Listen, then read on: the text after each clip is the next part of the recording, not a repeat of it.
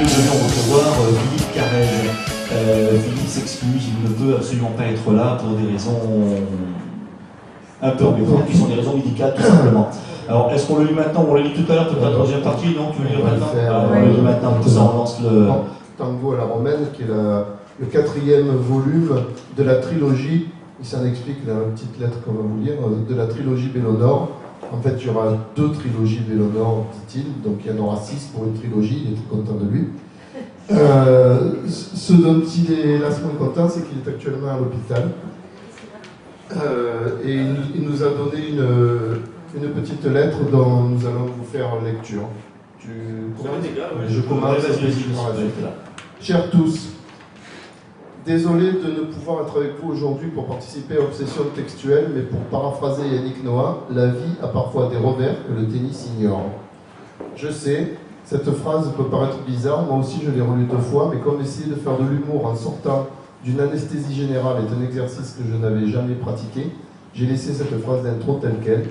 La vie a parfois des revers que le tennis ignore. Voilà.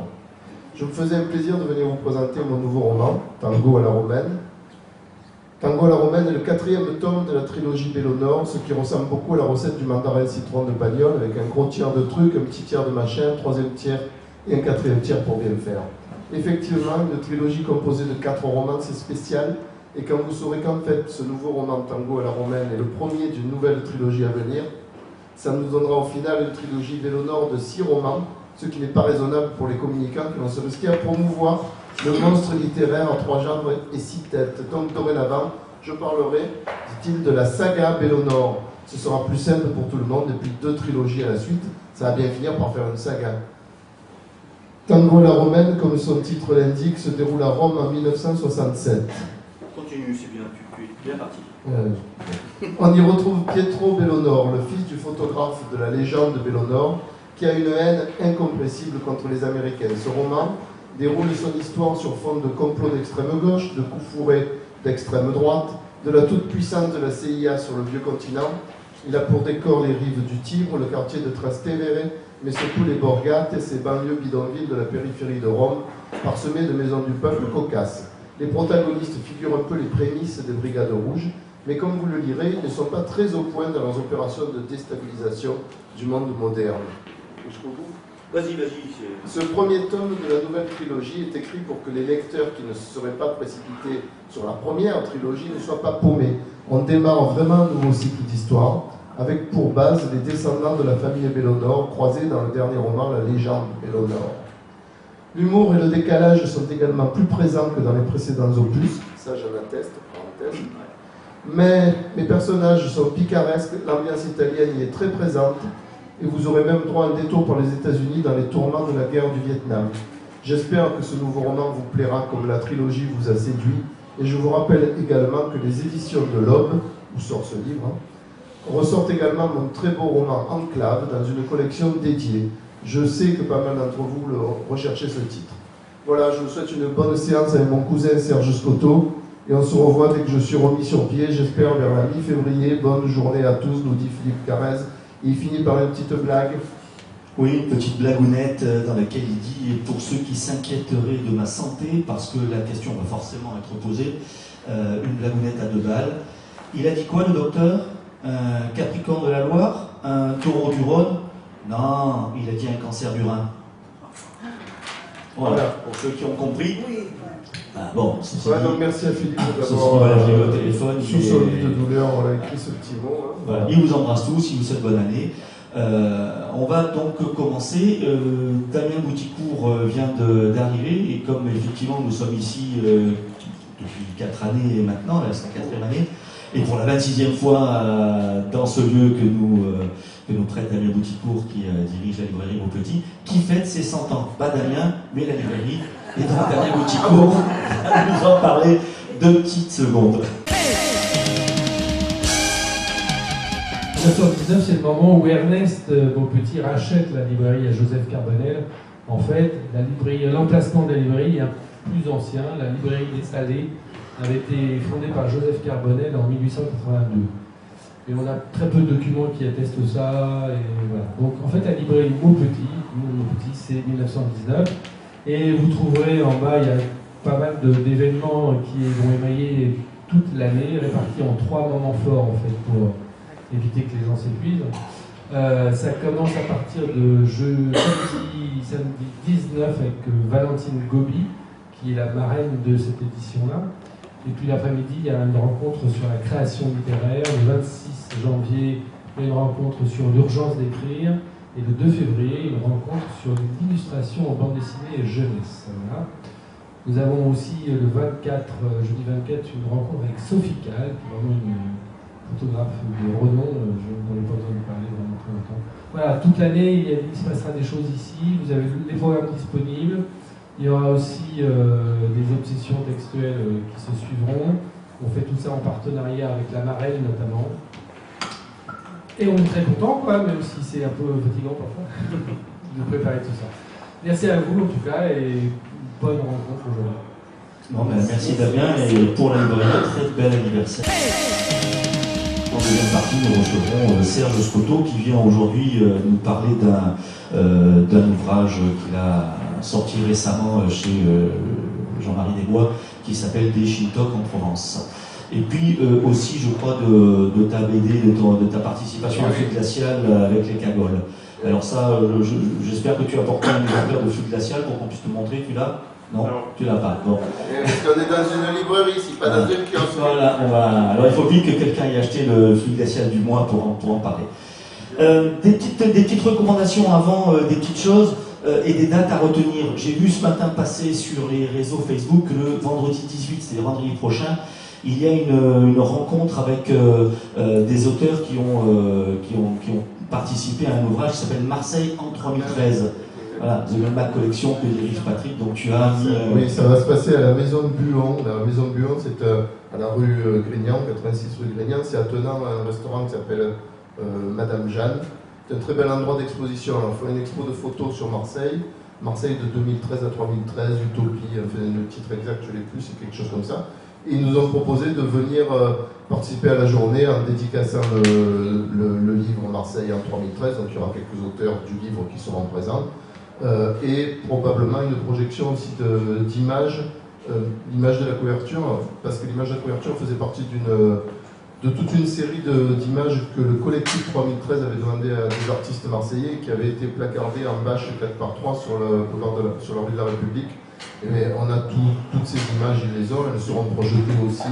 Donc vous verrez les jaquettes qui auraient pu être les jaquettes de Marseille en 3013, en plus de celles qu'il est. Donc ça se passe le vendredi 18, c'est le vendredi 18, ça donc à la Maison de Lyon, toute la journée, à partir de 11h du matin jusqu'à 20h. Voilà ce que c'était. Merci Bruno. Non mais je t'en prie. Après par contre je ne sais pas si le samedi 19 tu seras et tu fais partie cette année de Culture et Écriture. Non, salon Culture et Écriture. Je ne serai pas Culture et Écriture aux Terrasses du Port, je ne serai pas non plus au Salon du Livre Corse et la Maison de la Corse. D'accord. Il y a beaucoup de choses ce week-end. Oui, voilà, je pense à le week-end du 19, il va y avoir pas mal de choses.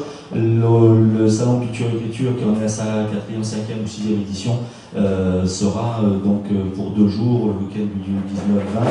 Aux Terrasses du Port, dans les couloirs des Terrasses du Port, il y a une vingtaine d'auteurs, dont je n'en cite qu'un seul, Bernard Vitiello, puisque Bernard Vitiello fait partie un petit peu de l'équipe Obsession Textuelle, puisque c'est lui qui monte les images que nous diffuserons ensuite sur YouTube.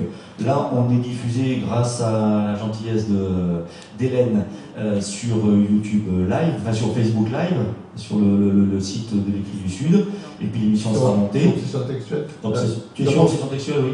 J'en profite pour faire un bonjour à Philippe Carrès, si jamais il nous regarde. Vous allez nous regarder, j'espère, voilà.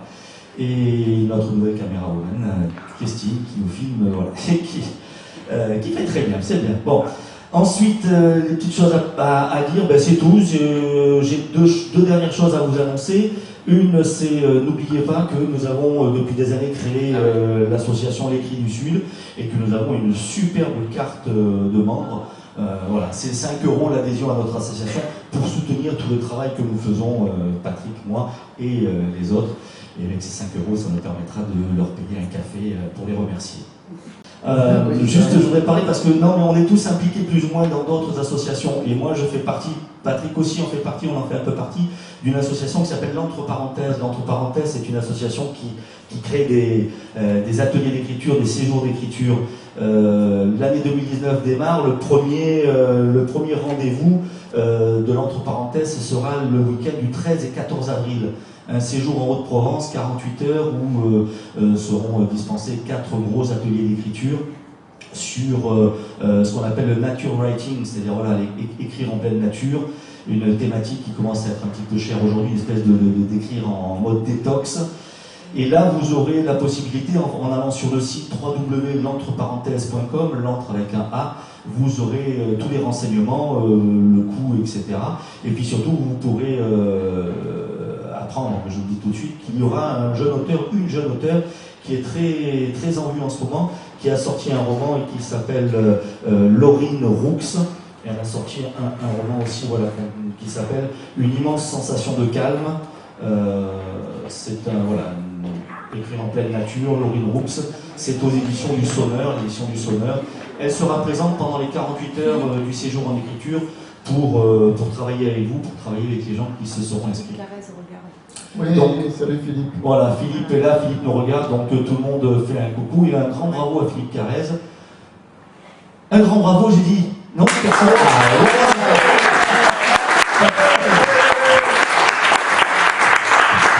Il faut que je fasse le présentateur et le chauffeur de salle en même temps, non? Bon, merci Philippe, à très très vite. Patrick, oui. Je vais te laisser enfin parler, je vais te laisser... Oui, j'ai quelques bouquins à présenter. Et oui, donc je ne vais pas, on a présenté le bouquin de Philippe, je ne vais pas le représenter, mais j'espère qu'il pourra venir prochainement pour en parler lui-même, parce que ça vaut le coup. Quand il en parle mieux que moi de toute façon, et mieux que lui. Je vais vous parler un petit peu du roman de Marie-Van Moore, Mauvais Oeil, qui sort chez Equinox. Alors Marie-Van Moore n'est pas marseillaise, elle est ajaxienne, mais elle est très proche de Feu les Cahiers, la maison d'édition. Donc assez proche de Marseille. C'est un polar. Hein. La collection Equinox, c'est une collection dirigée par Aurélien Masson, qui est l'ancien directeur de la série Noire, qui vole de ses propres ailes avec sa propre collection maintenant, et qui fait des choix souvent un petit peu difficiles, un peu radicaux, mais là c'est un très très bon choix, parce que Marie-Van Moore, c'est une très très bonne auteure de romans policiers. Ça se passe en Corse, c'est vachement bien écrit, ça vaut le coup, ça s'appelle Mauvais Oeil. Marianne Chaillan, qui est professeure de philosophie au lycée Saint-Joseph-la-Madeleine en haut du boulevard de la Libération. Marianne Chaillan, qui en est à son 5e ou 6e ouvrage de pop philosophie, elle commence à être assez renommée dans les cercles parisiens aussi, puisqu'elle fait toutes les télés nationales, etc. Marianne vient de sortir un bouquin donc, qui s'appelle « Pensez-vous vraiment ce que vous croyez penser ?» Mais c'est pas à propos de tout, c'est à propos de tout ce qui est la bioéthique, on va dire. Et elle démontre à chacun d'entre nous qu'en fait, on ne sait peut-être pas vraiment ce qu'on pense, elle nous pose des questions très pratiques là-dessus, avec beaucoup d'humour. Ça se lit tout seul, en réalité, même si c'est de la philo et de la bioéthique, et bien en fait, ça se lit très facilement. Je continue avec Gypsy Paladini, je vais reprendre un petit peu dans le polar, là, avec un truc qui s'appelle Vice. Vice, c'est 2 bouquins sur des enquêtes dans une brigade policière à Paris. C'est assez standard si vous voulez, mais c'est vachement bien aussi. Ça décrit une vie d'une brigade et c'est toujours intéressant. Si j'en parle, c'est aussi parce que Gypsy Paladini était proche des cahiers, excusez-moi, j'ai des vieilles nostalgiques qui remontent parfois. Et elle est varoise aussi, Gypsy Paladini, elle n'est pas éloignée. Donc une Corse, une varoise, qui sont de très très bonnes auteurs de romans policiers. Ça s'appelle Vice, c'est chez Fleuve Noir, par Gypsy Paladini. Ensuite, Paula Jacques. Alors Paula Jacques, c'est une écrivaine, je ne sais pas si on doit dire une écrivaine maintenant, qui a eu le prix Femina dans les années 80-90. Et elle vient de publier chez Stock un roman qui se passe à Marseille pendant l'occupation, qui est un très bon roman historique qui mêle également certains romantismes. Hop, plus bas, pardon. Non, on s'en fout de ma tête. Ça s'appelle plutôt La fin du monde qu'une écorchure à mon doigt. C'est un joli titre, mais c'est un joli roman aussi, ça vaut le coup. Ça vient de sortir, en début d'année, sauf erreur. Je ne sais plus si je vous avais parlé de À l'aube du jugement, dernier, de Francis Autier. Là, on est plus dans l'espionnage, on va dire, et puis le fantastique aussi, c'est de l'eau. Si je dis pas de bêtises, ça ressemble à de l'auto-édition. Je ne sais pas si on le trouve chez nos petits, peut-être pas. Je crois que j'en ai déjà parlé de celui-là, mais je ne suis pas sûr d'en avoir déjà parlé, mais comme il est dans l'assistance, ben voilà. Ça s'appelle Taleboul à Istanbul, par M. Paul Pisapia, commandant Santoni. C'est du Gérard de Villiers, c'est du SAS en fait qu'il écrit Paul Pisapia, mais à la Marseillaise, ou à la Corse, ça dépend. S'il veut juste nous en dire deux mots là très brièvement, why not? C'est l'occasion, oui. C'est l'occasion, hein. Disons que tu oublies le mot humour peut-être. Oui, j'oublie pas le mot humour. Non, bien sûr qu'il y a de l'humour là-dedans. Alors oui, c'est du SAS avec de l'humour. Mais en même temps, ça nous décrypte pas mal les dessous de la géopolitique mondiale. Je ne sais pas si tout ce qu'il dit est vrai, mais alors si c'est vrai, eh bien les gars, on a du souci à se faire. Hein. Alors celui-là, oui, il y est, en librairie. Dites-le en marseillais par Médéric Gasquet-Cyrus. Alors ce sont ces chroniques qui dit quotidiennement sur Radio France, France Bleu Provence, pardon, excusez-moi. Donc Médéric, tout le monde le connaît, je pense, dans l'assistance, ou tout le monde l'a entendu. C'est café d'humour, alors je ne vais pas le dire en marseillais parce que je ne suis pas aussi doué que lui. C'est bourré d'humour, c'est bourré de jeux de mots incroyables. Même Tonton Donzel, qui est dans l'assistance, n'est pas aussi doué que lui parfois, et pourtant je sais qu'il est doué. C'est fait avec la faconde de Médéric, et en plus il y a beaucoup de connaissances, parce que c'est quand même son métier, il est linguiste, donc derrière il y a plein de choses super intéressantes à apprendre sur le parler marseillais, le langage marseillais, le provençal, etc. etc. C'est des petites notules, donc ce sont ces chroniques, donc c'est chaque fois une page et demie, on peut le prendre, le poser, le reprendre, c'est très intéressant. Le dernier, Lucien Vassal qui a eu le prix des Marseillais l'année dernière, ou il y a 2 ans, je ne sais plus, qui est un auteur des quartiers nord de Marseille, qui a été maire de secteur, vous vous en souvenez peut-être, ex-communiste et puis ex-vigouriste. Lucien Vassal écrit Au temps de la Malbête, c'est un truc qui se passe, qui est à cheval entre aujourd'hui et le XVIIe siècle, Au temps de la bête du Gévaudan. Ça se passe entre Marseille et le Gévaudan. C'est un roman historique qu'il avait sur le cœur depuis des années et des années, parce que à côté de tout ce qu'il a pu faire, Lucien Vassal, c'est aussi un passionné de la bête du Gévaudan qui a accumulé des archives et des archives et des archives, et il ressort ces archives par le biais d'un roman, toute sa connaissance sur la bête, et c'est passionnant. Il s'appelle Romain Capdepont, c'est l'actuel fait diversier du journal La Provence, donc celui qui connaît toutes les affaires. Celui qui va sur les scènes de crime à 1h du matin quand les flics appellent. Romain, qui habite d'ailleurs pas loin, que nous inviterons, j'espère, prochainement. Il ne pouvait pas venir aujourd'hui non plus, lui pas pour des raisons de santé, merci. Romain a fait un truc sur le meurtre du Clos La Rose. Je ne sais pas si vous, cette affaire, il y a 2-3 ans, je ne sais plus, non, il y a un peu plus longtemps que ça, c'était en 2010, où un adolescent avait été tué. Il est revenu là, il est allé enquêter sur place, il a discuté avec tout le monde. Il est allé voir comment ça se passait la vie des minots au Clos La Rose dans le quartier. Et ça s'appelle Les Minots, c'est une enquête et c'est... Comment vous dire? C'est passionnant. Ouais, enquête très très fouillée. Il a rencontré les gens, tous les intervenants de cette triste affaire. Et en fait, il montre une photo de la société et pourquoi les jeunes en arrivent aujourd'hui à rentrer dans ces réseaux. Voilà, c'est expliqué sans parti pris, mais c'est très très bien fait, effectivement. Voilà, je vous remercie. Vous retrouverez toutes les jaquettes en ordre, bien comme il faut, grâce au montage de Bernard Vitiello sur le site, sur la page Facebook d'Obsession Textuelle. C'est l'agence régionale du livre qui produit ces ouvrages, ça s'appelle Histoire vraie du dedans. En fait, ils sont allés dans les prisons de la région, l'Huile, le Pontet, les Baumettes, etc., la Valette, la Valentine, il y a plusieurs prisons, et ils sont allés demander à certains détenus de produire des textes. Alors c'est des fois des textes très très courts, des petites 3, 4, 5 lignes, ça va jusqu'à des textes plus longs avec des images, avec des dessins.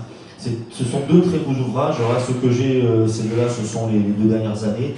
En fait, ils en ont sorti 3. La seule chose, c'est que pour vous les procurer, il faut vous mettre en rapport avec l'agence régionale du livre. Ce sont des romans qui ne sont pas en vente dans le commerce, mais en allant sur le site de www.livre-paca.org, vous pourrez vous procurer ces Ces ouvrages. Le dernier dont je parle, parce que j'en ai parlé la dernière fois, j'ai fait une toute petite chronique sur une maison d'édition qui s'appelle Camion Blanc. Camion Blanc, c'est une maison d'édition qui n'est pas marseillaise à l'origine, ils sont plutôt de l'Est de la France, mais ils sont spécialisés dans le rock. Et le directeur d'édition à l'heure actuelle est un libraire marseillais maintenant, ça a été récupéré par lui, c'est Dominique Franceschi qui dirige la partie livre de la librairie Trado Paradis. Le dernier ouvrage qui vient de sortir, alors c'est un ouvrage qui fait quelque chose comme 1,5 kg. Vous avez 1060 et quelques pages sur Led Zeppelin. C'est un auteur belge, Michel Duterque, qui a produit cet ouvrage absolument essentiel. Ceux qui aiment la musique, ceux qui aiment le rock, ceux qui aiment Led Zeppelin en particulier, voilà, il met à nu complètement la musique rock et Led Zeppelin en particulier dans cet ouvrage.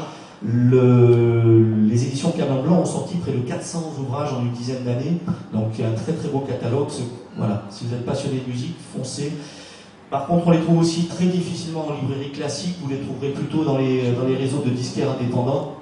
À Marseille, qui possède toute la collection, c'est Lollipop sur le Corioto. Très bon disquaire indépendant. C'est fini pour les présentations des choses qui viennent de sortir. On va se donner 2 petites secondes et on va demander donc à Frédéric Robert-Luc de venir nous rejoindre pour sa chronique Coup de cœur. C'est un livre qui est paru à l'automne dernier, à la rentrée littéraire dernière, mais ce n'est pas un livre nouveau puisque c'est une réédition aux éditions Zuma, d'ailleurs qui font beaucoup de rééditions d'ouvrages peu connus en Europe et d'ouvrages souvent qui sont de la littérature du monde.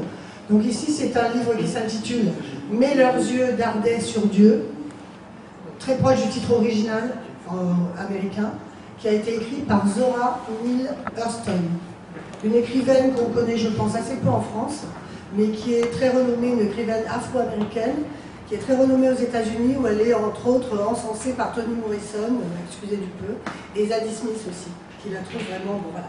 C'est aussi pour ça que j'avais voulu le lire, et je n'ai absolument pas été déçue, parce que ce livre m'a fait connaître un auteur que je ne connaissais pas, donc un auteur qui est né à la fin du 19e siècle, qui est mort en 1960, et dont le livre, la première édition, donc, date de 1937. Alors là, il s'agit d'une réédition et surtout d'une nouvelle traduction. J'en reparlerai plus tard. Voilà, donc l'auteur, elle était anthropologue, elle était ethnographe, folkloriste, mais aussi journaliste, écrivaine. Et ce livre-là a été remis un peu au goût du jour dans les années, disons, dernièrement en fait. Il a été un peu méconnu et remis au goût du jour. Alors justement, je vais commencer peut-être, si j'y arrive à deux, parce que je suis sûre d'arriver à lire. Je voulais quand même vous lire un petit passage pour vous donner une idée du style, même si c'est du français. Donc, au commencement, il y avait une femme, et cette femme revenait d'enterrer les morts. Pas les morts malades et agonisants entourés d'amis à leur chevet et à leurs pieds. Elle revenait des boursouflés et des détrempés. Les morts soudains, aux yeux grands ouverts, rendant jugement. Tous la virent revenir, car c'était au soleil descendu. Le soleil s'en était allé, mais il avait laissé dans le ciel l'empreinte de ses pas. C'était le moment de s'asseoir sur les vérandas au bord de la route. C'était le moment d'écouter ce qui vient et de parler. Ces assis-là avaient sans yeux, sans oreilles et sans langue, servi d'outils tout le long du jour. Mules et autres bestiaux avaient occupé leur peau. Mais le soleil et le bosseman s'en étaient allés, et maintenant ces peaux se sentaient humaines et puissantes, devenaient seigneurs des sons et des moindres choses, faisaient passer des nations entières par leur bouche, assis, rendant jugement. Voir cette femme telle qu'elle était me faisait souvenir certaines envies accumulées en d'autres temps. Alors, se mirent à mâchonner l'arrière-fond de leurs pensées pour déglutir avec délice.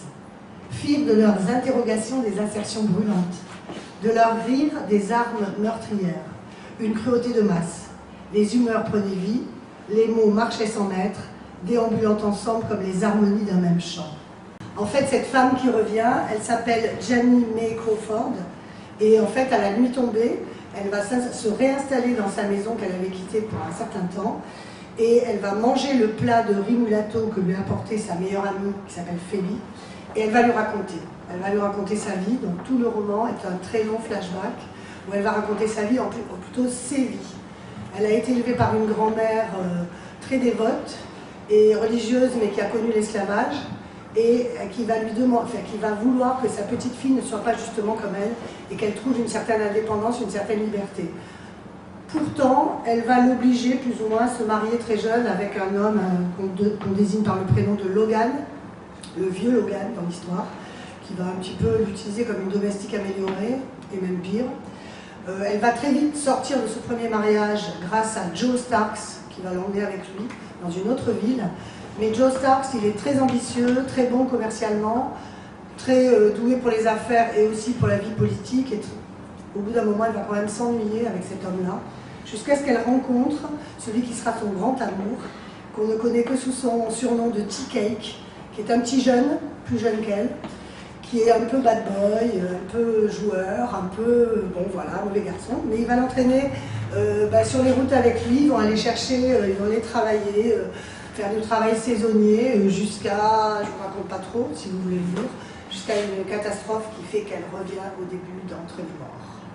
Catastrophe naturelle, je ne précise pas plus. Voilà, et donc on va suivre ces trois existences, et on va surtout suivre donc l'itinéraire d'une émancipation, d'une libération, et de la découverte et de l'amour, mais aussi de l'égalité dans le couple, ce qui n'est pas évident dans le milieu, dans ce milieu-là. Et ce qui est surtout, enfin moi ce que je trouve très beau dans ce livre, c'est parfois un peu difficile à lire d'ailleurs, c'est la façon dont il a été traduit, absolument remarquablement, par, alors je vous donne le nom de la traductrice, Sika Fakambi, qui a vraiment fait un travail de réécriture, parce que le langage de ce livre-là, c'est un langage quand même très matiné de créole noir américain, et c'est traduit d'une façon, on a l'impression de lire du créole un peu antillais ou haïtien, c'est absolument remarquable. On redonne le titre, on le remontre une petite seconde, donc le titre c'est Mets leurs yeux gardés sur Dieu, Zora Neale Hurston chez Zulma. Voilà, très belle édition. Merci. Merci Frédéric. De rien. Juste parce que je viens d'écouter Frédéric qui nous parlait de son roman, une petite parenthèse. Le tout premier roman dont je vous parlais, c'est une jeune auteure qui s'appelle jeune auteure, je ne connais pas son âge d'ailleurs, elle est journaliste et productrice sur France Musique. Le temps d'apprendre à lire, elle s'appelle Elsa Boublil. En fait, c'est très simple, c'est un très très joli roman, plein de tendresse, qui raconte l'histoire de trois femmes. Ça se passe en Tunisie, c'est la vie de trois femmes, trois générations de femmes. La grand-mère qui en fait raconte à sa petite fille l'histoire de la famille, donc l'histoire, la Tunisie, puisque ça se passe en Tunisie, mais le déracinement, puisqu'ils vont rentrer en France, ils vont venir sur Paris. Trois générations qui vivent parallèlement à des époques différentes, sans donner l'impression de se croiser. On découvre effectivement à travers ce roman que plein de choses effectivement sont communes, puisque c'est une famille. Mais on découvre surtout que finalement, c'est ce qui se passe dans beaucoup de familles, c'est que quand enfant on commence à se comprendre, bien souvent il est trop tard. Il faut revenir sur le passé, c'est pas toujours évident. Le roman est très très joliment écrit, c'est plein de tendresse, je vous dis, c'est vraiment un premier roman qui m'a beaucoup touché, je vous le recommande. Le temps d'apprendre à vivre, Elsa Boublil, paru chez Plomb. Et donc le deuxième, voilà, c'est ça, je disais tout à l'heure, un thriller psychologique, enfin on est sur la psychologie, mais c'est pas du tout un thriller, c'est tout simplement un roman. Le roman s'appelle L'Erreur, l'auteur c'est une Australienne, c'est Suzy Fox, et ça vient de sortir chez Fleuve Noir. Là c'est très simple, l'argument est très très simple, c'est l'erreur est humaine. Bien sûr, oui, sauf quand l'erreur elle est sur le fait que vous venez d'accoucher et que le bébé qu'on vous met sur le ventre n'est pas le vôtre. Là, l'erreur devient un peu plus compliquée. Et en fait, tout le roman, ce roman psychologique, effectivement, c'est la traversée, l'enfer que vit cette jeune femme qui, en fait, accouche d'un nourrisson. Alors, le problème, c'est qu'elle a dû subir une césarienne d'urgence et à son réveil, elle demande à voir bien sûr son bébé, on lui amène le bébé qui est en couveuse, et là elle a un choc parce qu'elle dit mais ça peut pas être mon bébé. c'est pas possible. Et donc, bien sûr, les gens tout autour, bien sûr, le bracelet, c'est votre enfant, voilà, c'est le vôtre, il n'y a pas de souci. Et donc, c'est un combat pendant tout le roman. Elle lutte avec l'univers médical, avec sa famille, avec son propre mari, qui pense qu'elle fait une dépression postnatale. Voilà, lisez ce roman, il vous amène jusqu'au bout. Est-ce que finalement c'est vrai? Est-ce que c'est elle qui se trompe? Surtout que quand on lit et qu'on remonte un petit peu dans sa vie, on se rend compte qu'elle, à la naissance, elle a aussi eu une histoire un petit peu particulière avec sa mère. Donc, est-ce qu'elle n'est pas tout simplement en train de reproduire? Est-ce que c'est réel? Est-ce que c'est vraiment son sentiment de mère? Voilà. Surtout que dans la maternité, elle va voir un bébé, elle va tomber sur un berceau et elle dit non, c'est celui-là le mien, c'est pas l'autre. Voilà, c'est tout. J'avais ces deux romans à vous présenter pour ce début d'année. Eric Stoffel, c'est l'alter ego de Serge dans tout ce qui est la série de bandes dessinées adaptées de Marcel Pagnol, de l'œuvre de Marcel Pagnol. Mais Eric Stoffel n'est pas assis avec moi parce qu'en fait aujourd'hui on ne va pas parler de ça. On va parler d'autre chose, d'un roman de Serge Scotto qui s'appelle Des Shintok en Provence. Alors déjà, on a un titre qui fait un petit peu, je sais pas, un peu surprenant on va dire, parce que c'est ce que m'a dit l'éditeur aussi la première fois que je lui ai présenté le manuscrit. Puis finalement, il s'est rangé à mon avis, que je vais développer dès que j'aurai adressé un petit coucou à Philippe, en lui souhaitant d'aller mieux le plus vite possible, d'une part, et rappeler d'autre part que si on n'a pas parlé on va parler aussi de Pagnol aujourd'hui, c'est parce que j'étais déjà venu une fois en parler très très longuement, et ces images, des images merveilleuses en témoignent, qui sont disponibles sur le web. Donc si vous vous intéressez à Pagnol, je vous invite à vous reporter à l'obsession textuelle que nous y avons. Alors on va quand même l'évoquer, Pagnol, parce que moi je vais un peu présenter tes Shintok. Il y a plusieurs Serge Scotto en fait, en littérature, parce qu'il y en a plusieurs autres qui ne sont pas en littérature, dans des vies précédentes ou parallèles, enfin bref, peu importe, mais là on parle de livres. Il y en a au moins 3, moi je dirais. Alors il y en a un, c'est celui qui est devenu le plus connu, c'est celui qui, avec Eric Stoffel, adapte les romans de Marcel Pagnol en bande dessinée. Ok, celui-là, on en a déjà parlé. Il y en a un qui est un Serge Scotto très rentre-dedans, très provocateur, qui a pu sortir quelques romans un peu virulents, un peu méchants. dont j'ai oublié les titres, d'ailleurs, c'est pour ça que je te les cite pas, mais tu as vite me le dire. Massacre à l'espadrille, etc. Voilà. Et puis il y a un Serge Scotto qui est moins connu, je pense, encore, qui est celui qui a une veine bucolique, on va dire. D'ailleurs, le premier roman que nous avions publié chez les Cahiers du Sud à l'époque, qui s'appelait Le crapaud qui fume, était dans cette veine. C'est une veine campagnarde, c'est une veine rustique. C'est un Serge Scotto de la campagne, où il habite d'ailleurs maintenant, parce qu'il n'est plus marseillais, Serge Scotto, il habite dans les Alpes, du côté de Manosque ou de Sainte-Tulle, je ne sais plus. Eh ben, j'habite exactement dans le village, dont je ne dirai pas le nom pour qu'on m'y foute la paix, mais qui m'a inspiré pour le crapaud qui fume. Ouais. Je ne dirai d'ailleurs pas le nom du village pour une autre raison, c'est que comme à la fin du crapaud qui fume, je foutais le feu au village. Et que c'était la vérité. Et que tout le monde y passait. Et je tiens à rester bien vu dans mon village. Donc ils n'ont pas besoin de savoir que donc c'était mon village aussi. Cette veine bucolique campagnarde et provençale à la fois, parce qu'il y a quand même des choses qui relient, des fils qui relient chacune des parties de Serge Scotto auteur. Il nous a fait profiter cette fois avec une histoire qui est une histoire aussi édifiante, didactique, dont je ne vais pas dire le tenant et les aboutissants, enfin on va en parler un peu, mais qui est une histoire en fait antiraciste, on va dire. Oui, alors aujourd'hui c'est la formule consacrée.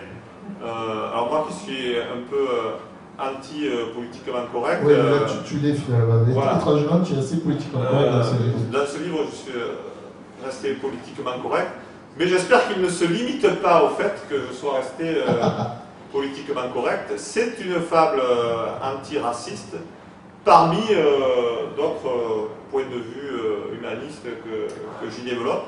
C'est une fable antiraciste. Alors dans un décor, moi j'ai eu le privilège de lire d'autres livres de Serge qui ne sont pas encore publiés, ou qui ne le seront pas, ou qui le seront, on verra bien. Celui-là, il a déjà eu du mal à être publié. Il date de 1990. Voilà, c'est ça. Qui sont des livres dans lesquels il campe une Provence éternelle, finalement. Alors, avec des travers, avec des personnages qui sont souvent des personnages de vieux monsieur, on va dire. Oui. Je sais pas, tu as une amitié particulière pour les vieux messieurs, peut-être que je m'en rapproche de plus en plus, mais c'est vrai que c'est pas plus jeune, c'est bizarre. J'ai toujours été et ces fasciné vieux par les messieurs messieurs. ont toujours des rapports plus ou moins équivoques avec des jeunes personnes, des jeunes hommes ou des jeunes femmes. Dans le cadre de ces Shintok en Provence, c'est un rapport qui n'est pas équivoque pour le coup, avec un jeune enfant. C'est une belle histoire d'amitié aussi. Oui, c'est ça. Et on a parlé de racisme, je crois que c'est plus la xénophobie qui est en question que le racisme dans cette fable, qui est la rencontre d'un vieil homme et d'un enfant qui a priori aurait tout pour être antagonistes au vu de leur vécu et de leur naissance réciproque ou respective, je ne sais plus ce qui est. Oui, c'est donc dans un village, arrive pour travailler au charme une bande, une grosse équipe plutôt, une vingtaine, une trentaine de travailleurs cambodgiens. Alors le pitch, oui, il est simplissime. C'est un village sur le plateau de la Haute-Provence, on va dire de la Haute-Provence. Il n'est pas nommé, il n'existe pas. Au pays des lavandes. Par contre, ce qui est important, c'est que c'est à l'époque de l'exode rural. C'est Spigouille. Oui, voilà, c'est Spigouille. C'est à l'époque de l'exode rural, c'est-à-dire à l'époque où les villages de Provence se vidaient, c'est-à-dire bien avant que les Anglais, derrière Peter Mayle, se mettent à racheter les baraques 10 fois leur prix, ce qui fait qu'aujourd'hui les habitants du pays n'ont plus assez de sous pour se loger au pays et racheter parfois leur maison de famille. Au contraire, à l'époque, les villages de Provence se vidaient. C'est une époque que j'ai connue.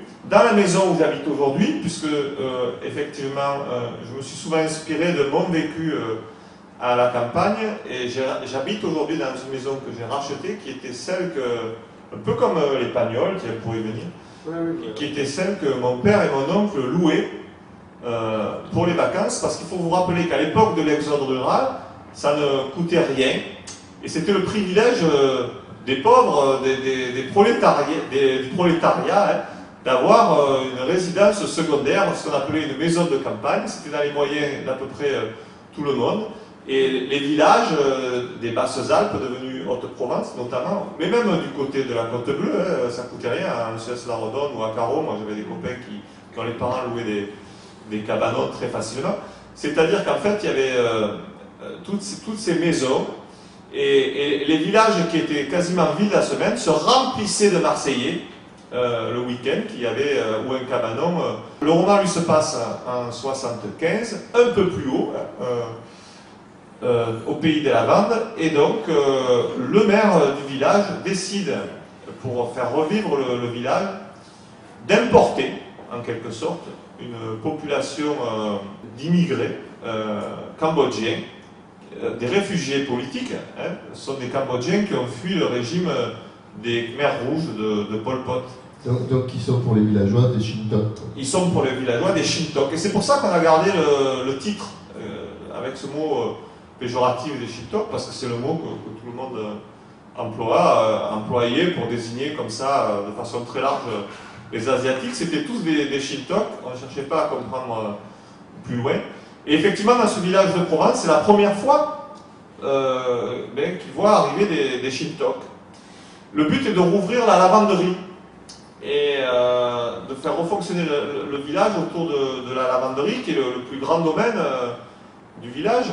Le problème de la lavanderie, c'est qu'elle appartient à un vieil homme, ce vieil homme dont on parlait tout à l'heure, qui a renoncé à faire tourner sa lavanderie parce qu'il l'a destinée à son fils, qui est mort, lui, une vingtaine d'années plus tôt, à la guerre d'Indochine. Donc chez les Shintok aussi. Alors, et voilà comment l'intrigue se noue. Voilà comment l'intrigue se noue. Alors autant dire que ce monsieur ne veut pas entendre parler de l'arrivée de ces Shintok, et en même temps, la lavanderie ne peut pas réouvrir sans son aval. Alors ça va être et puis ces gens-là viennent sauver le village, et en même temps, la question se pose, comment vont-ils être accueillis, bien ou mal, par ces gens qui viennent sauver, mais en même temps ce sont des Shintok, quoi. Et pour ceux qui ont déjà vécu dans un village, et ne parlons pas d'un village de Corse par exemple, mais même d'un village de Provence ou d'un village des Cévennes, vous savez que avant d'être considéré du village, même quand vous venez du village voisin, à 10 km de là, il faut 3 générations. Moi, dans le village où je vis, je pense que mes arrière-petits-enfants, sauf que j'en aurais pas, c'est impossible, ils sont vaccinants, mais... Pas dire Fontaine. Voilà, seront peut-être considérés comme étant du village, bien qu'il se peuple petit à petit, le village où j'habite, de néo-arrivants, parce qu'aujourd'hui, avec l'ITER, etc., les vieux meurent, il y a des bobos qui rachètent, etc. Je n'ai pas encore croisé de Shintok dans nos rues, mais... Et donc, en fait, voilà, il va arriver ce bataillon de Cambodgiens venus faire fonctionner la lavanderie. Alors, ce qui est assez étonnant, c'est que le mot n'existe pas dans le dictionnaire. Lavanderie, lavanderie, il y a une espèce de... On trouve les deux, et il y a une espèce d'énigme ou de latitude, je ne sais pas comment dire. On trouve les deux sans qu'aucun ne soit correct, enfin on en trouve officiellement aucun. Je pense qu'il faut dire un domaine de... Je sais pas quel est le mot juste. Exploitation de la vente. Exploitation, je sais pas. On trouve les deux sans qu'aucun soit considéré vraiment comme juste. C'est marrant que tu parles de difficultés sémantiques et d'orthographe parce que ton roman, qui est relativement court, est écrit de manière au contraire très, très limpide. C'est une écriture qui coule toute seule, avec des mots plutôt simples. C'est vraiment fait pour être du grand public finalement. Ah mais total. Et tu l'as écrit, tu disais il y a fort longtemps. Alors, moi la question que je voulais te poser, c'est ta continuité envers finalement, parce qu'à travers plusieurs Serge Scotto, il y a quand même une continuité provençale. Oui, alors ça Est-ce que tu l'as écrit avant de t'attaquer à Pagnol ou après? Alors effectivement, c'est celui qui est le plus dans ma veine pagnolienne. Voilà, donc peut-être que la légitimité qu'on a, Eric et moi, à faire Pagnol, c'est qu'on est des enfants du coin qui l'avons certainement digéré, bien compris, beaucoup aimé. Mais c'est marrant parce qu'aujourd'hui, je me retrouve à travailler sur Pagnol, qui est par ailleurs... j'allais dire mon auteur préféré avec quelques autres, mais que je considère vraiment comme le meilleur raconteur d'histoire de la littérature populaire du XXe siècle, histoire qui me parle d'autant plus que je suis du pays, donc elles sont écrites dans ma langue, dans le marseillais, dans le provençal, c'est-à-dire dans l'esprit provençal. Mais ce roman, quand je l'ai écrit en 90, je ne pouvais pas penser un jour que j'aurais le privilège d'être l'adaptateur de Pagnol, donc c'est vraiment moi. Si je l'avais écrit aujourd'hui, on pourrait douter de l'intention, c'est disant, bon, il essaye de faire son petit Pagnol. C'est mon premier roman, c'est mon premier écrit.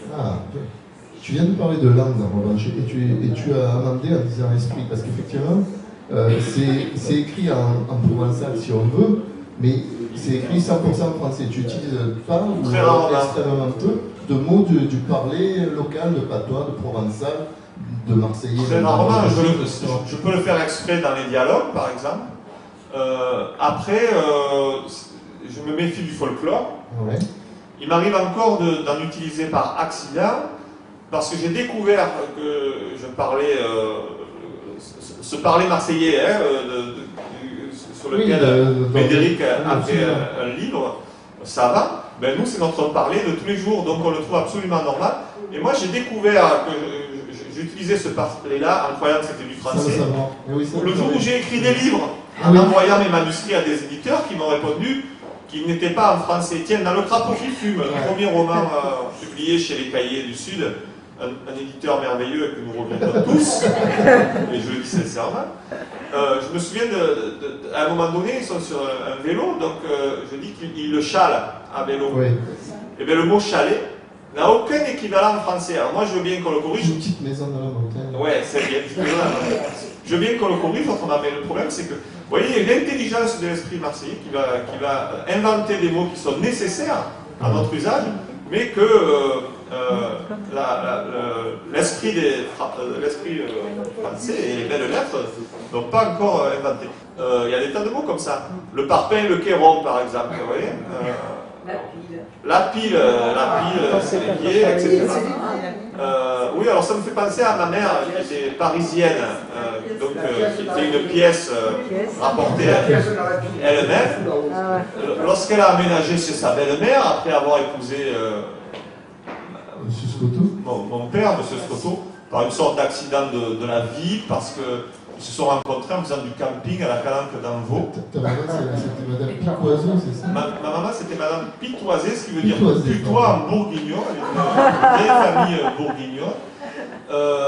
Mon grand-père avait réussi dans les affaires à Paris, puis ensuite ses affaires ont périclité, et ma mère a rencontré mon père pendant les vacances, en est tombée amoureuse en 15 jours, a décidé de l'épouser, et donc a débarqué de Paris sans jamais avoir mis un pied à Marseille. Et donc, d'un coup, elle s'est vite dit, mais où je débarque? Parce qu'elle a découvert des planètes. Une fois les vacances passées, les yeux s'ouvrant sur la réalité, elle a découvert vraiment un autre monde. Quand on voit à quel point Marseille est autre chose encore aujourd'hui, alors vous imaginez dans les années 60, je veux dire, déjà que c'est une ville qui n'a jamais été tournée ni vers Paris, ni vers la France, mais plutôt vers la Méditerranée, et qui se singularise par un esprit qui fait que, je veux dire, même à Aix, ce sont déjà des étrangers pour les Marseillais. Donc vous imaginez une Parisienne qui débarque en 1960, et elle se retrouve chez ma grand-mère. Alors on parlait immobilier, le prix des maisons. Mes grands-parents vivaient sur le Vieux-Port, parce que c'était des Italiens, et qu'à l'époque, les seuls appartements que pouvaient se payer les Italiens à force d'une vie de travail, c'était sur le Vieux-Port, parce que c'était les quartiers pour les sans-dents, les gens qui ne sont rien.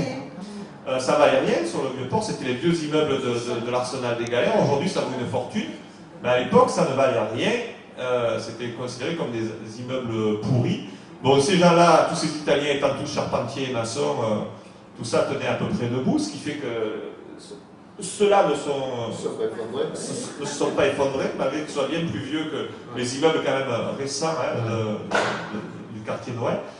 Et donc, ma mère débarque chez ma belle-mère, elle voulait un peu failloter, comme on dit à Marseille, et voulant faire quelque chose, voulant l'aider au ménage, elle dit à ma grand-mère, belle maman, je peux vous aider. Et la première phrase, la première demande que lui a faite ma grand-mère, c'est ben écoute, esquiche la pièce qui est sous la pile. Ce qui en parisien ne veut absolument rien dire. Donc ma mère n'a pas osé lui faire répéter, elle était absolument désespérée, elle cherchait voir s'il n'y avait pas une pièce d'un franc sous une pile secondaire. Et voilà, elle a mis un quart d'heure à comprendre ce qu'on lui demandait. Et des malentendus comme ça, je pourrais vous en raconter bien d'autres. Est-ce que tu as envie, est-ce que tu as le temps de continuer? Parce que les pagnolades te prennent... Enfin, les pagnolades, c'est pas péjoratif. Non, ça est devenu, une fois de plus, vous vous rendez compte de ce mépris germano-pratin pour le plus grand auteur qu'on ait chez nous. Ce qu'il aura donné, c'est cette espèce de qualificatif méprisant, la pagnolade. Je pense qu'il y avait des jaloux à l'époque. Est-ce que le travail sur Marcel Pagnol te laisse le temps de faire autre chose aujourd'hui? Est-ce que tu as envie de faire autre chose? Alors oui, il me laisse le temps, parce que le temps je le prends. Le métier d'auteur n'est pas un métier de fainéant, ni de cynique, ni d'extrême, mais un métier, comment dire, dans lequel on ne compte pas son temps. Et heureusement qu'on ne compte pas son argent non plus, parce que si on était payé à l'heure, je pense qu'on serait un peu déprimé. Non, mais pas encore richissime, Eric et toi, ça y est, non, on n'est pas encore richissime. Mais par contre, quand on fait un travail qui nous plaît, eh bien, on n'a jamais l'impression de travailler, donc le temps ne compte pas. Pagnol, ça nous prend énormément de temps parce qu'on le fait avec énormément d'exigences. C'est peut-être aussi pour ça que certains succès ont été au rendez-vous, parce que tout le monde vous attend au tournant quand vous vous attaquez à un monument comme Pagnol. Et maintenant, il y a une adhésion unanime autour de la collection, mais si on s'était manqué, si on l'avait fait avec négligence, on se serait fait éreinter et les gens auraient bien eu raison de nous taper dessus avec les bouquins. Mais pour l'instant, tout va bien. J'ai vu que ça a été traduit en provençal. Est-ce que vous avez supervisé cette traduction? Non, c'est une initiative de Jean-Michel Turc et c'est une très bonne initiative. Moi, j'y ai toujours cru. Et alors, une fois de plus, le résultat est au-dessus de nos espérances, parce que la BD se vend très bien en librairie. À l'époque, dans un premier temps, elle était destinée aux collégiens qui apprennent le provençal. Et bien, en fait, la diffusion de la BD s'est élargie à la librairie avec un grand succès, que je comprends mieux depuis que Jean-Michel Turc, qui est grand majoral du Félibrige et qui a fait la traduction, m'a appris que rien qu'à Marseille, il y a 70 000 locuteurs, c'est-à-dire qui l'écrivent et qui le parlent, le provençal.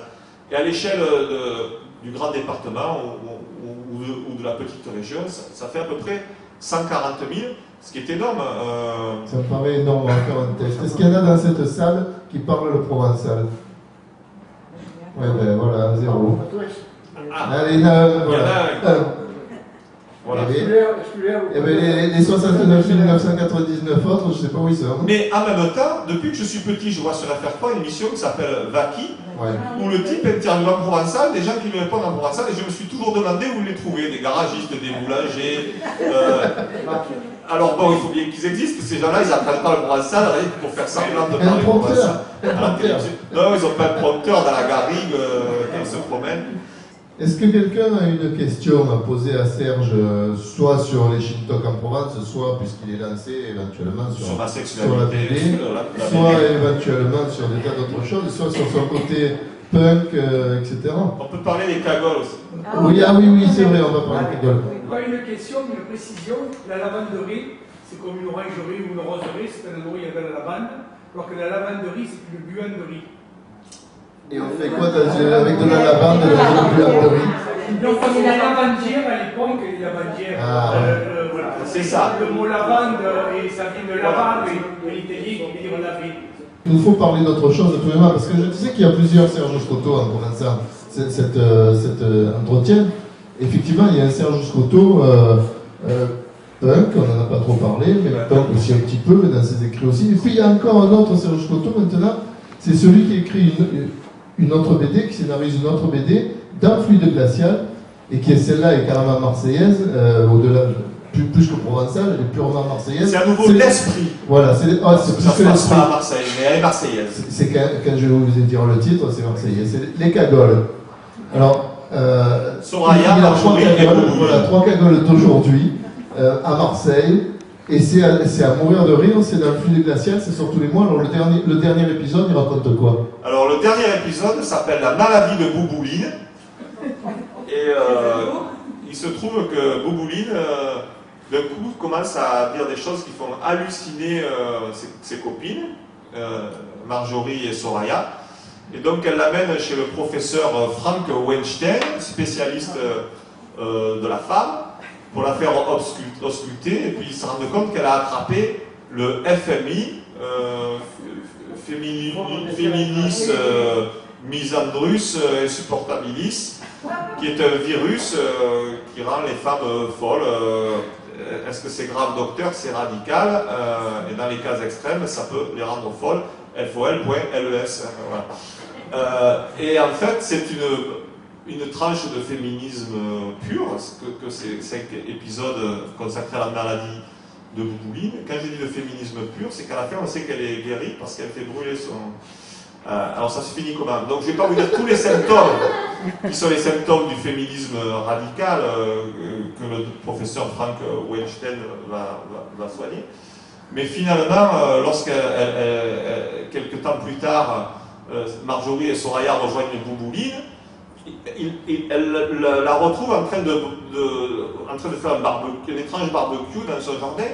Alors Soraya elle dit: oh mais qu'est-ce que tu fais? Et Boubouline elle répond: je brûle mon soutien-gorge. Alors Marjorie et Soraya elles se disent: oh là là, mais elle est toujours aussi starbée. Et Boubouline elle dit: et après les filles, on va à la plage faire du monokini. Et là Soraya Boubouline elle est guérie. Parce qu'il faut se rappeler que les féministes de mai 68, eh bien, elles ne se baignaient pas en burkini, elles brûlaient leur soutien-gorge et elles faisaient du monokini, défiant l'astre du jour. Je tiens à réexprimer à quel point les cagoles, c'est une bande dessinée totalement féministe. Pourquoi cette figure des cagoles? Pourquoi je l'ai choisie? Parce que la cagole, pour moi, elle n'est même pas féministe. Elle est le féminisme incarné. Elle a transcendé les idéaux féministes pour les vivre. Qu'est-ce que c'est qu'une cagole? Moi, ce que j'ai toujours aimé, qui m'a fasciné chez les cagoles, parce que j'ai beaucoup écrit sur les cagoles avant d'en faire une BD moins sérieuse, c'est que ce sont des nanas qui sont les déesses de la rue. Elles sont arrogantes, elles n'ont pas peur des mecs, elles inventent leur propre mode, leur propre code. Personne ne leur dicte ce qu'elles doivent penser. Elles ont énormément de liberté. Elles ont une grande gueule. Je veux dire, essayez de les draguer si vous y prenez mal. Je veux dire, c'est vous qui allez vous faire insulter, c'est vous qui allez partir la queue entre les jambes. Donc voilà, finalement, je ne fais pas ça, je dis pas ça pour faire peur aux féministes. Hein. Mais la cagole aboutit, la cagole accomplie, la cagole réussit, ou plutôt, je vais dire dans l'autre sens, la féministe aboutit, la féministe accomplie, la féministe réussit. C'est une cagole. Et une fois de plus, Marseille est à l'avant-garde de la modernité. On rappellera qu'il y a toute une littérature en fait à Marseille sur les cagoles. Il n'y a pas que des cagoles dans le flux des glaciales. Il y a le cagole blues d'Henri Frédéric Blanc. Il y a eu un bouquet paru, et le nom de l'éditeur m'échappe maintenant, qui s'appelait Les Cagoles, qui était un bouquin collectif auquel tu as participé, auquel j'ai participé, il y a eu une auquel BD Tonton a participé, je crois. Donc il y a le bal des cagoles de Philippe Carrez. Il y a vraiment toute une littérature autour du personnage de la cagole parce que c'est exactement ce que tu viens d'exprimer. On peut être fier de nos cagoles. J'avais déjà écrit une tribune parce que dans le genre satirique, j'ai pratiqué la tribune, dissimulée derrière mon chien qui signait à ma place. Docteur Ponton, vous expliquez tout bien. Non, c'est lui pour venir. Ah ben on le dira, Mais il faut. Et en fait, la première tribune que j'ai faite sur les cagoles, je rentrais de la pêche, on amarre la barque en face de la mairie, et c'était le jour où, croyant faire un coup d'éclat, ils avaient invité Tom Cruise. C'était dans les années... oh là là. Et en fait, ils ont dû faire des photos dans tous les sens pour donner l'impression qu'il y avait de la foule le lendemain dans le journal, parce que ça n'avait intéressé personne à Marseille. Il y avait quoi, 400 personnes pour voir Tom Cruise. Je pense que ni Godin ni Tom Cruise n'en sont encore revenus. Moi, je débarque du bateau et j'allais prendre le métro, et en remontant en descendant dans le métro, je vois deux cagoles superbes, une toute en bleu, total look de la tête aux pieds, et sa copine toute en jaune, total look de la tête aux pieds jusqu'à la plume dans les cheveux, au vernis sur les ongles, une toute bleue, une toute jaune. Et elle monte comme ça, puis elle voit qu'il y a du monde, il y en a une qui dit à l'autre, il y a la bleue qui dit à la jaune, oh, il y a du monde, on va voir. Alors l'autre dit, qu'est-ce que c'est? Ah, c'est Tom Cruise. Et il y a la bleue qui dit, c'est Tom Cruise. Et la jaune, elle dit, je m'en bats pas les couilles, moi, de Tom Cruise. Les cagoles, ça vient de la cagoule que portaient... C'était plutôt ça vient des dates Mikasa. Oui, c'est ça. Elle portait un tablier, une femme qui travaillait, qui s'appelait le cagot. Le cagot qui a donné cagoule après, qui a donné le cagot. Bon, donc ça s'appelle Des Shit-Talk en Provence, c'est un peu éloigné. C'est un chef-d'œuvre. C'est un chef-d'œuvre. Chez Jean-Marie Desbois. Absolu, chez l'éditeur Jean-Marie Desbois qui est vauclusien, il est double. Alors oui, c'est ça, il est de Saint-Rémy-de-Provence. Je l'ai rencontré en salon du livre, j'ai trouvé le personnage intéressant, ses bouquins aussi. J'ai feuilleté. Et puis j'ai vu que les bouquins étaient bien écrits, bien corrigés, qu'il y avait un beau catalogue. Alors donc tu viens de sortir ça, mais alors dis-moi ce qui va venir bientôt, est-ce qu'il y a un prochain pagnol qui est dans les tuyaux? Alors dans les tuyaux, il y a un pagnol je pense qu'il va être très intéressant pour les Marseillais. C'est les pestiférés. Est-ce que vous connaissez les pestiférés de Marseille Pagnol? Et non, personne ne connaît. Et le but de la collection, c'est aussi de faire redécouvrir comme ça des pépites oubliées. La peste à Marseille, la peste de 1720, a passionné Marcel Pagnol, qui en a tiré une très très belle histoire, dont on a fait un roman graphique de 120 pages. Donc c'est très intéressant pour les Marseillais, d'une part parce que c'est la peste à Marseille, et puis c'est intéressant pour tout le monde, parce que c'est aussi un peu comme d'ailleurs les Shit-Talk en Provence, c'est-à-dire que au-delà il y a une histoire comme ça qui a l'air légère, il y a une espèce de fable, il y a un propos contextuel, là c'est la peste à Marseille, et puis il y a aussi un propos, comment on pourrait dire, il y a une morale. à cette fable. Et la morale que Pagnol tire de La peste à Marseille, elle est sociétale. C'est une réflexion sur le mal dans la société. Et je trouve qu'à l'aune de la crise actuelle que nous vivons, la conclusion du texte de Pagnol dans Les pestiférés, eh bien, me paraît très pertinent. Et cette conclusion, personne ne l'a jamais lue, parce qu'elle est inédite. C'est-à-dire que nous avons eu accès à des notes familiales. C'est la première fois que Les pestiférés seront publiés, et c'est en bande dessinée, c'est ça qui est marrant, alors qu'il y a eu des tas d'éditions littéraires. C'est la première fois que Les pestiférés seront publiés avec leur fin, qui est, comme tu dirais si bien, édifiante. Ah, bravo. Eh bien, ce sera le mot de la fin. Édifiant. Voilà. Merci, Serge. Le nom du dessinateur, c'est Samuel Bam. C'est son premier album, parce que nous, on fait la place aux jeunes. Merci. Merci à vous, les amis. Le prochain rendez-vous, c'est le 23 février. Et alors, par contre, avec tout ce qui s'est passé, on ne sait pas. Est-ce que ce sera Marianne Chaillan? Est-ce que ce sera Romain Capdebon? Est-ce que ce sera Philippe Carrège? Jean-Paul Delfino. Jean-Paul Delfino aussi, qui vient de sortir qui sort là. Vas-y.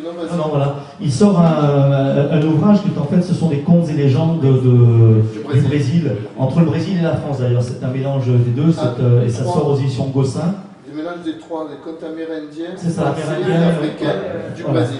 Tout à fait. Et donc, voilà, on a beaucoup qui viennent nous en parler. Donc voilà, on a Philippe Carrez, Marianne Chaillan, Jean-Paul Delfino, Romain Capdebon, quatre noms. Médéric, qu'on voulait recevoir aussi depuis un certain temps. Voilà, plein de choses. De toute façon, vous serez tenus au courant. Vous restez en lien sur Facebook, vous allez sur Obsession Textuelle, sur la page, notre page Facebook, mais aussi sur le Words for Mars, qui est le blog que Patrick met en ligne régulièrement sur toutes les sorties, et pas que ce que nous présentons dans Obsession Textuelle, mais sur la culture littéraire en général, et pas que. Donc n'hésitez pas, voilà, renseignez-vous. Vous demandez aussi à la librairie, ils sont au courant de ce que nous ferons et de ce que nous ferons. 100 ans. Les 100 ans de la librairie, venez nombreux, amenez vos amis à venir assister aux différentes manifestations qui seront présentées par la librairie. Merci beaucoup, très bon week-end. À très bientôt. Merci, bonne année, bon week-end.